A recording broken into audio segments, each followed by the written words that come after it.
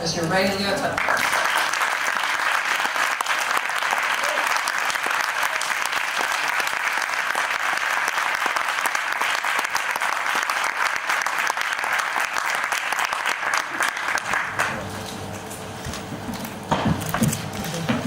Entre vos mains, donc vous pouvez commencer à poser des questions. C'est les photos.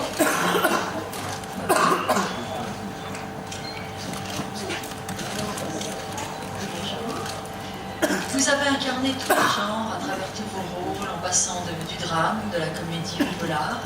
J'aimerais savoir maintenant, à ce stade de votre carrière, si vous aimeriez faire du théâtre sur des scènes étrangères. So we've seen you in all kinds of different parts, comedies, thrillers, dramas, and I wonder if you have any interest in being on stage in European projects. Yeah. I was offered to do something. I was offered to do something in the West End in London, but my daughter just started high school, so I didn't. I wanted to be with her, obviously. So, but yeah, someday, definitely. Absolument, si l'occasion se présente, ou je devrais dire si elle se représente, puisqu'on m'avait fait une proposition à Londres pour une pièce il y a un certain temps, quand ma fille commençait tout juste le lycée. Et donc ce n'était pas envisageable pour moi d'être si longtemps loin d'elle. Donc j'ai dû décliner à l'époque, mais si ça se représentait aujourd'hui, volontiers. Monsieur ?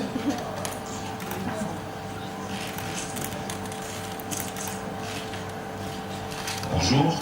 Alors moi, connaissant donc le fait que vous soyez un acteur qui multipliez les rôles, les facettes des personnages que vous interprétez, moi j'aimerais savoir, puisqu'on a la chance de vous rencontrer ici pour un hommage, comment vous choisissez vos rôles et quelle est votre implication dans les personnages, parce qu'en même temps vous alternez les bons et les méchants, donc pour vous jouer la comédie, je sais que c'est sûrement quelque chose qui depuis le début vous hante, vous avez cherché, vous avez travaillé ce jeu d'acteur.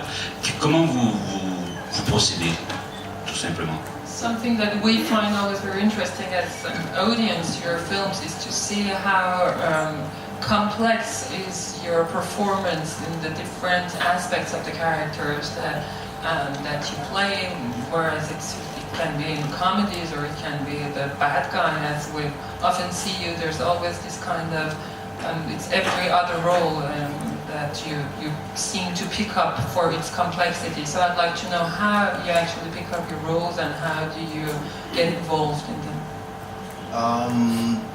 Thank you. Merci. Sometimes the scripts come to me. Sometimes I chase them down. But the most important thing that you try to find is to tell a really good story. That's the most important thing. And then the director and the other actors involved. And then you just do homework and not make it a caricature and just try to make it a human being. Merci, je le prends pour un compliment. Écoutez, en fait, les cas de figure divergent. Parfois, ce sont tout simplement des scénarios qui arrivent à moi au bon moment. Et d'autres fois, je me suis retrouvée en quête de rôles particuliers. J'ai fini par les trouver ou pas. En tout cas, ce qui se passe, c'est qu'une fois que vous rencontrez un personnage, lorsqu'un personnage arrive sur votre chemin, il s'agit d'essayer de le comprendre, de vous l'approprier, de ne pas en offrir une caricature. Et grâce aussi aux réalisateurs qui vous dirigent, aux acteurs qui vous accompagnent dans votre travail, juste vous coltinez le travail, c'est du travail qu'il faut faire, et finalement lui donner vie comme un être humain.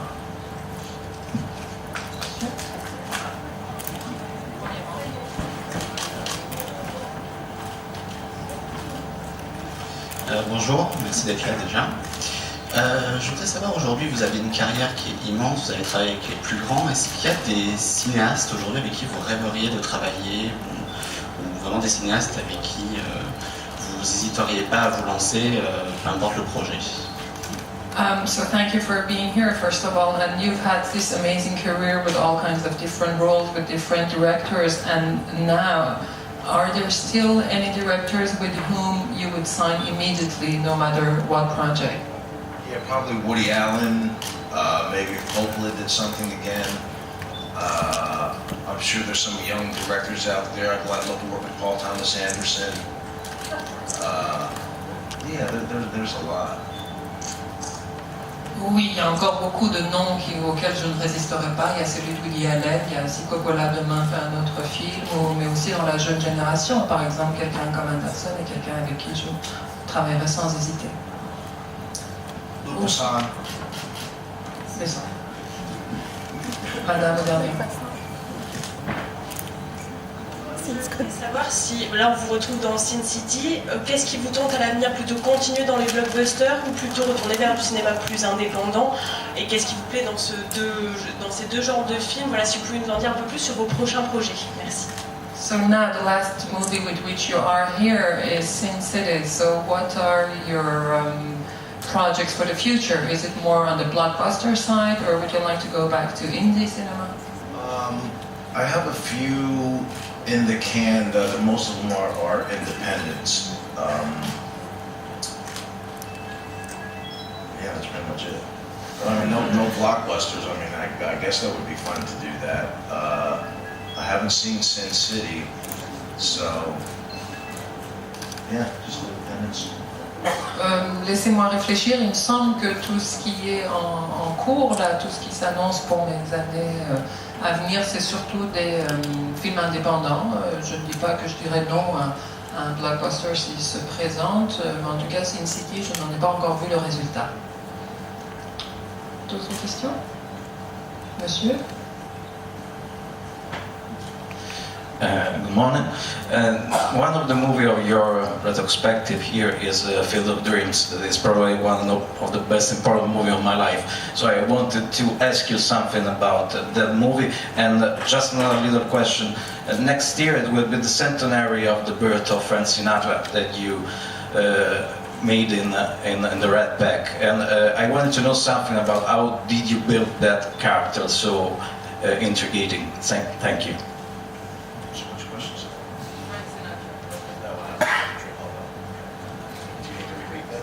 En fait, monsieur disait que pour moi, un des films qu'on pourra revoir ici dans votre rétrospective, c'est Field of Dreams, c'est pour moi un des films les plus marquants que j'ai vus. Et par ailleurs, comme vous avez pu incarner le rôle de Frank Sinatra, est-ce que vous pouvez me dire ce que ça a été de s'approprier le parcours d'un homme aussi intrigant? I was offered to do, they did a mini-series about Frank Sinatra that his daughter Tina produced, and I turned it down. And then,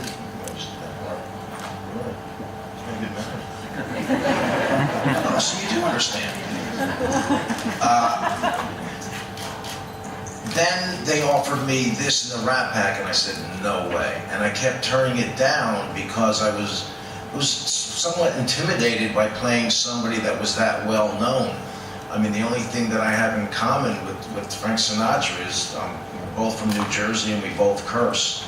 That's about it. So, but then I started thinking, saying, well, wait a second, why am I so afraid of doing this part? And I talked to the director a couple times, and they didn't want an imitation of, they wanted more, just a flavor of who he was as a man. So I just decided to do it. It was one of the best times that I ever had doing a movie. And I listened to his music over and over and over again. There's so many books about him that after a while you just have to put it down and just let your imagination take over.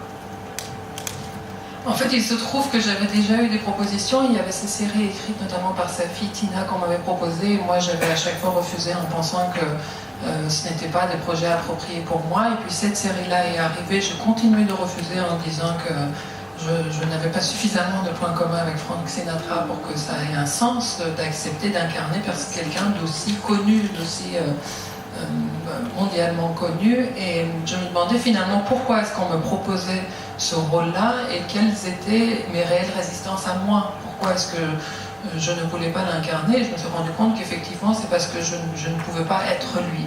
Jusqu'au jour où j'ai discuté avec les producteurs et ils m'ont expliqué qu'il ne s'agissait pas de faire de moi une réplique de Sinatra, il ne s'agissait pas de l'imiter, mais il s'agissait de donner un parfum de Sinatra. Et donc j'ai fini par l'accepter et je me suis lancée dans un travail de préparation assez acharné où j'ai écouté sa musique en boucle, où j'ai lu tout ce qui avait été écrit sur lui. J'ai vraiment essayé de m'imprégner de son personnage et un jour j'ai compris que ça y est, j'étais assez préparée, qu'il s'agissait de laisser tout ça de côté et juste de laisser aller mon imaginaire, et c'est comme ça que le projet s'est fait, et je dois dire que ça a été une de mes plus belles expériences de tournage. D'autres questions, madame au premier rang?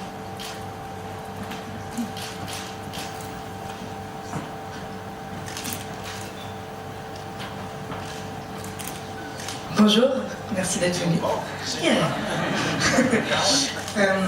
Je voulais savoir, dans toute votre carrière, quel a été le rôle qui a été le plus important pour vous en termes de difficultés, de challenges et aussi de personnages. What has been maybe your hardest experience or the one that was the biggest challenge for you?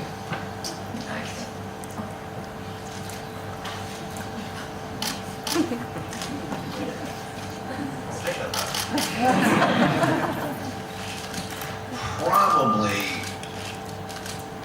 and it's getting a little personal, my mom was really sick during the filming of Goodfellas and she passed away in the middle of it. So it was that, of doing that movie, going home on weekends to see her, and then what inevitably happened during the middle of it. So that was probably the hardest, but still the most rewarding, and I'm really thankful that I was doing the movie during that time, or else it really would have been rough. Je réfléchis, et c'est pas pour des raisons cinématographiques, mais pour des raisons personnelles. L'expérience la plus éprouvante a été le tournage des Affranchis, parce que pendant le tournage de ce film, ma mère était très souffrante, donc pendant tout le tournage, j'allais passer les week-ends avec elle pour la voir sur ce qui est devenu son lit de mort, elle est décédée au milieu du film. Donc ça a été très éprouvant de vivre cette expérience. Et pourtant, ça a été aussi l'expérience la plus gratifiante que j'ai eue au cinéma. Et je me dis a posteriori aussi que dans ma vie d'homme, heureusement qu'il y avait ce tournage-là pour m'accompagner pendant ce chemin difficile. Monsieur?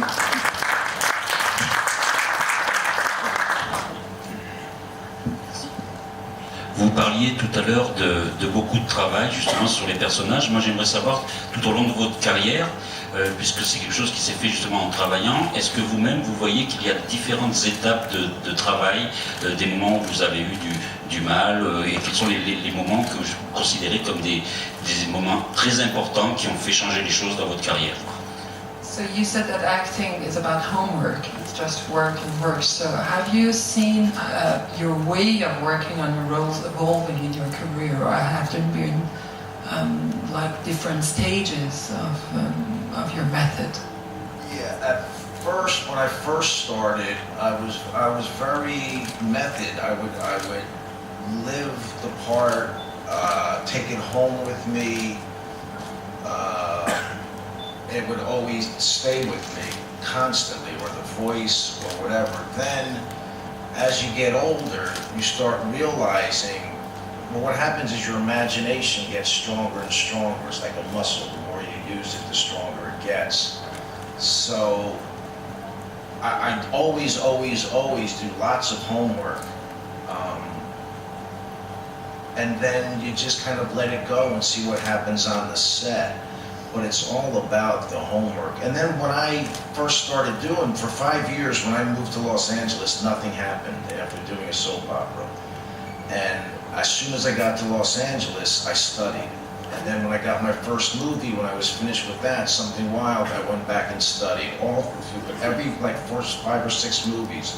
After Goodfellas, after Field of Dreams, I would just go back and study. And the more you're studying, the stronger you're getting and the more confident you become.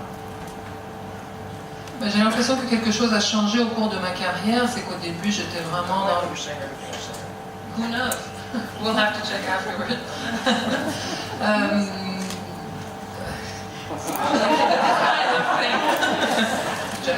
wait and see. Donc ça a évolué en fait dans le cours de ma carrière, parce que quand j'étais jeune, j'étais vraiment dans la method acting, donc je vivais avec le rôle, je l'emportais chez moi, je vivais avec le personnage, même sa voix m'accompagnait et me hantait. Et je crois que c'est tout simplement un manque de confiance en soi. C'est parce que l'imagination, comme n'importe quel muscle, il y a quelque chose qui s'entraîne et qui se travaille.